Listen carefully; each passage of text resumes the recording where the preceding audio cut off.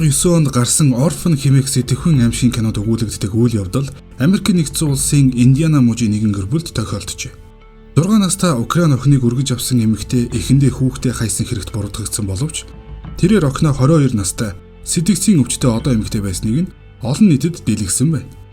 3 хүүхдийн ээж болох Кристин Бернет нь олон хүүхэдтэй өнөр өтгөн гэр бүлтэй болох хүсэлтэй байсан ч дахин хүүхэд төрүүлэх боломжгүй тул нөхөртөөгөө зөвлөлдөн хүүхэд өргөж авахар болсон нь тэдний амьдралын хамгийн том алдаа болжээ.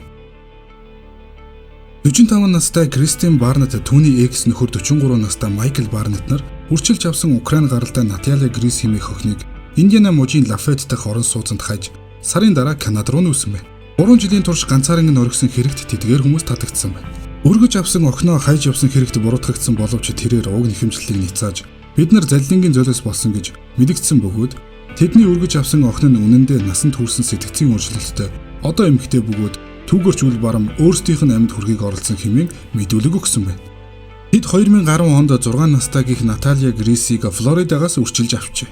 Түүнийг анх үрчилж авахд их айсан сандарсан байсан бөгөөд тэрээр алхаж чадахгүй их өрөвдөлтөй байсан нь Кристиний өрөвч сэтгэлийг хөдөлгөж үйлчлэгдэх гол шалтгаан болсон байна. Тэрээр охиныг үрчилж авахдаа бичиг баримтыг үзэхэд түүний талаарх мэдээлэл бараг л байгаагүй. Хосууд Наталья охины сэтгэл санааг засаж шинэ гэр бүлд дасгах зорилгоор олон зүйлсийг хийхээс гадна Дисней ертөнцид аваачин 3 дүүтэй хамт цагийг зугаатай өнгөрүүлж байв. Тэд далайн ирэг дээр байхад хамгийн анх хосуудыг хэлэх үггүй бодол шоконд оруулсан үйл явдал болсон юм. 3 хүүхэд нь далайн усанд орж тоглож байхдаа Натальяг хамт тоглоом хэмээн дуудахад Наталья гинэт босож гүйж эхэлжээ. Үрчилж авч байхад алхаж чадахгүй байсан охин нь гинэт гүйхэд Кристин охиныг хараад айх сэжиглэх зэрэгцжээ. Натальяг далайн усанд ороход нь Кристиний илүү их айдас төрж эхэлсэн бөгөөд хүүхэд гэхэд түүний биеинд насанд хүрсэн эмэгтэй хүний биетэй ойролцоо. Түүний үсэнд хүртэл насанд хүрсэн хүнийх шиг харагдаж байв. Мөн тэрээр хүүхэлдэйн тоглоомноос зайлсхийж аль болох өсвөр насны охидын хамт олонг хайх бөгөөд Украин хэлээр том хүн шиг ярьж байсан нь хамгийн ихэр гэр бүлийг айлгаж байсан байна. Хэдийгээр олон хачиргалтай үйл явдал гарч зарим биеийн шинжин насанд хүрсэн хүнийх шиг байсан ч түүний царай яг л хүүхэд шиг байсан тул Кристин хүүхэд хэмээн итгэсэн байна. Өргөж авснаас жилийн дараа тэрээр ээж болох Кристиныг загилгаан удастай гашаараа түлхэж, кофенд нь хортой цайруулагч нундаг хийж, Майклыг унтаж байхад нь худгална гэж сүрдүүлэх зэрэгт хачин хавир гаргаж эхэлж. Хожимын шалгалтаар Натальягийнх охин 2003 оны 9-р сарын 4-ний өдөр Украины гэр бүлд үрчлүүлж байсан бөгөөд үрчилж авсан эцэг эх нь гинэт түүнийг орхисон байна. Кристин Daily Mail-д өгсөн ярилцлагад тэрээр зураг зурж байхдаа гэр бүлийнхээ гишүүдийг хөнөөж тэдний хүнжлөөр ороогоод арын хашинд хаяж байгаа утга бүхий зургийг зурдаг. Бид унтахдаа гэрийнхээ бүхэл хурц үзүүртэй зүйлсийг нууж унтдаг байсан.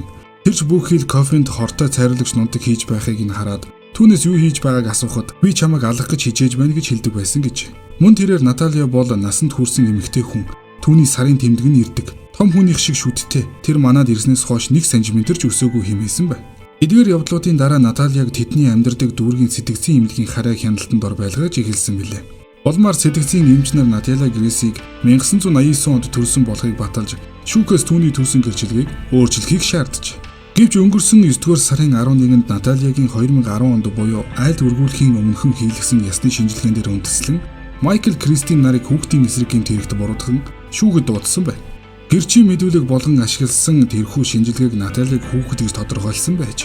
Майкл Кристин нар тэрхүү шинжилгээний үр дүн хүлээн зөвшөөрдөггүй бөгөөд өргөмөл охиныхоо залилан илчлэхийн тулд эцсийн хүртэл явна гэдгээ хэвлэлийнхэнд ярьжээ.